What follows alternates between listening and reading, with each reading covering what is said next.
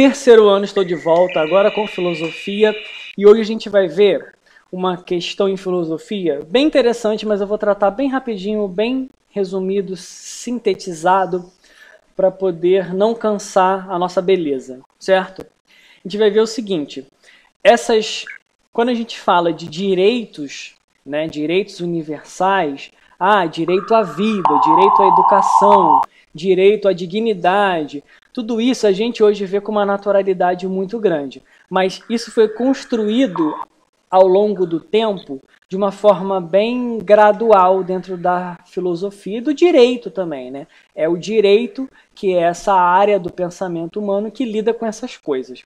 Então o direito passou por um processo filosófico bem gradual e a gente vai ver isso. Primeiro a gente tem que entender o seguinte. Na antiguidade, na Idade Média, as pessoas acreditavam que não existia separação entre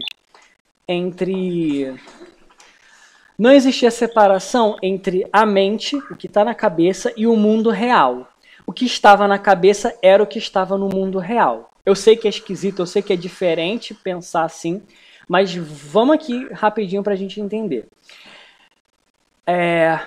Lembra da Inquisição? Onde a igreja e os estados queimaram pessoas porque elas pecaram ou fizeram algum mal à comunidade? Então, eles fizeram isso porque eles acreditavam nisso. Eles acreditavam que o que estava na cabeça, na mente, era o que estava no mundo real, refletia diretamente no mundo real. Então, se desse, por exemplo, uma praga numa plantação, não era culpa de alguma coisa natural, foi alguém que pecou. Alguém que pecou e trouxe essa praga para a nossa cidade, vamos achar quem é essa pessoa e vamos botar na fogueira. Isso mostra para a gente justamente esse pensamento, que o que está na mente interfere no mundo real. Se eu pequei na cabeça, isso vai diretamente interferir no mundo real. Se eu pensei em algo, é porque ele existe no mundo real. Isso na antiguidade, na Idade Média, eles acreditavam nisso. Só que chegou uma hora em que eles passaram a acreditar em outra coisa, que foi na modernidade, quando surgiu a ciência, que a gente entende hoje como ciência. O que aconteceu? Eles passaram a entender que existe uma separação. Qual separação? O que está na mente está só na mente. Não interfere no mundo real. O que é real e o que está na mente são coisas diferentes. Tanto é que se eu pensar alguma coisa, se eu perguntar para você o que você está pensando, e eu falar, essa coisa está no mundo real, você vai falar, não, tá maluco? Isso hoje é sinal de loucura.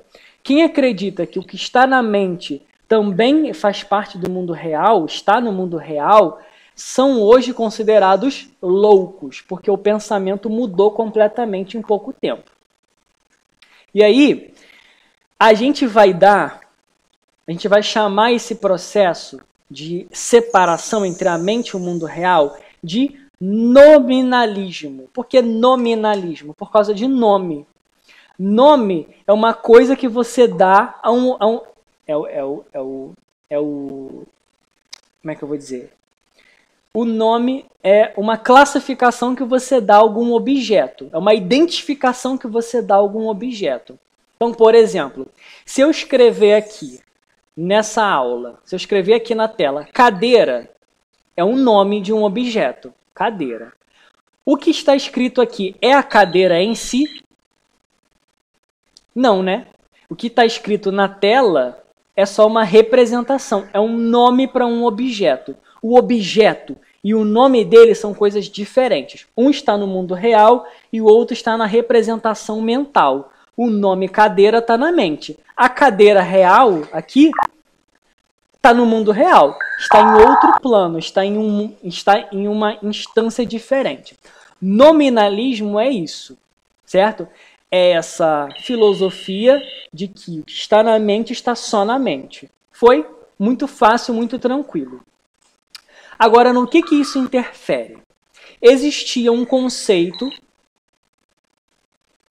de que a gente vai chamar de estado de natureza. Esse conceito era o quê? Que o ser humano já nascia sabendo o que é certo e o que é errado. Certo? esse estado de natureza, como se essas coisas universais do ser humano, né, os direitos, a vida, todas essas grandes crenças do ser humano, do que é certo, do que é errado, já nasce com o ser humano. O ser humano já nasce sabendo o que é certo e o que é errado. Isso as pessoas acreditavam há algum tempo atrás. A gente vai chamar isso de estado de natureza. Só lembrar, estado de natureza é na natureza inata, nascida, você acabou de nascer, você já sabe o que é certo e o que é errado. Só que isso também mudou, certo? Isso mudou por quê? Porque as pessoas passaram a acreditar que o que existe no pensamento das pessoas de uma sociedade existe só ali. Não é universal, certo? Por causa do nominalismo. Lembra que a representação mental de um objeto não é o objeto no mundo real? Então, isso interfere na sociedade também, como é que a sociedade vai se organizar. E aí eles pensaram numa coisa chamada contrato social. Contrato social veio para resolver esse problema. O ser humano não nasce sabendo o que é certo e o que é errado, o que existe no mundo real existe no pensamento, enfim, eles vieram, né, um filósofo chamado Rousseau, francês, veio para resolver esse dilema. Contrato social é o seguinte, não existe isso de universalidade desses valores. Cada sociedade vai criar seus valores. Como? Todo ser humano é livre, pensa o Rousseau. Todo ser humano é livre para fazer as suas escolhas e para seguir seus desejos e suas vontades. Só que, para a sociedade funcionar, você tem que abrir mão da sua liberdade para poder a outra pessoa não ser prejudicada. Sabe aquele ditado de a minha liberdade começa onde a sua termina? Não. A minha liberdade termina onde a sua começa? Que as nossas vozes falam, é exatamente isso. Se todo mundo fizer aquilo que tem vontade para satisfazer os seus desejos, não há sociedade, segundo Rousseau. Para existir sociedade, você tem que fazer um contrato com a sociedade. Esse contrato é no papel? Não, não é no papel. É um contrato de mente, é um contrato que você faz no seu interior, que é o quê? Você abre mão da sua liberdade para existir uma sociedade harmônica, que se sustente, que não vá à ruína e ao caos, certo? Eu poderia muito bem pegar e sair fazendo o que eu quero, prejudicando as pessoas porque eu sinto vontade. Pegar um carro, sair batendo em tudo, atropelando pessoas. Eu poderia fazer isso, mas eu vou fazer isso? Não, não vou fazer isso. Por quê?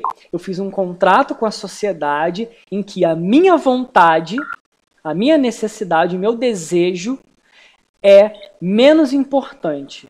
Ou seja, o interesse da sociedade vale mais. Qual o interesse? O interesse de que todo mundo merece respeito e proteção. Entende? O contrato social é isso. É um acordo que todo mundo faz na sociedade. Esse acordo não é falado, esse acordo você vive ele, em que você abre mão da sua liberdade para existir uma sociedade onde haja direitos, onde o ser humano tenha direitos. Para existir um direito, tem que ter uma liberdade que você abriu mão, que você não tem mais. Certo? Por exemplo, eu tenho direito à proteção, supostamente. Supostamente eu tenho direito à proteção. O que isso quer dizer? Que ninguém pode chegar e me machucar e me prejudicar. Ou seja, as pessoas não têm a liberdade de fazer isso, porque eu tenho o direito de proteção. Para existir um direito, uma liberdade tem que deixar de existir, certo? Então, esse conceito de contrato social surgiu para estruturar essa ideia de direitos, de liberdade, de propriedade, certo? Então, tá tudo interligado. Existia essa coisa da não separação de mente e mundo real, veio o nominalismo trouxe essas questões da natureza humana que foram, com Rousseau, receberam esse fechamento, né, filosófico com um contrato social. Foi muito tranquilo, muito simples, a gente hoje pode entender que esse papel, o papel de regular essas liberdades e esses direitos, ou a falta dessas liberdades, agora está na mão do Estado, certo? Do país, do Estado. Cada Estado tem o poder para regular essas coisas, esses direitos. Então, por exemplo, eu não tenho o direito de agredir você, mas o Estado tem.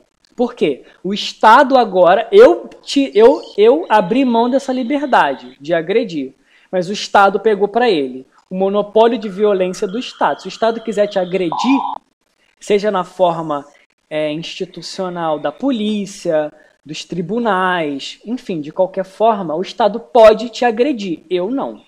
Ou seja, a gente cedeu essa liberdade para o país, para o Estado. Foi? Então, a gente conclui esse conteúdo fechando assim. Qualquer dúvida, manda para a escola que a gente responde. Valeu!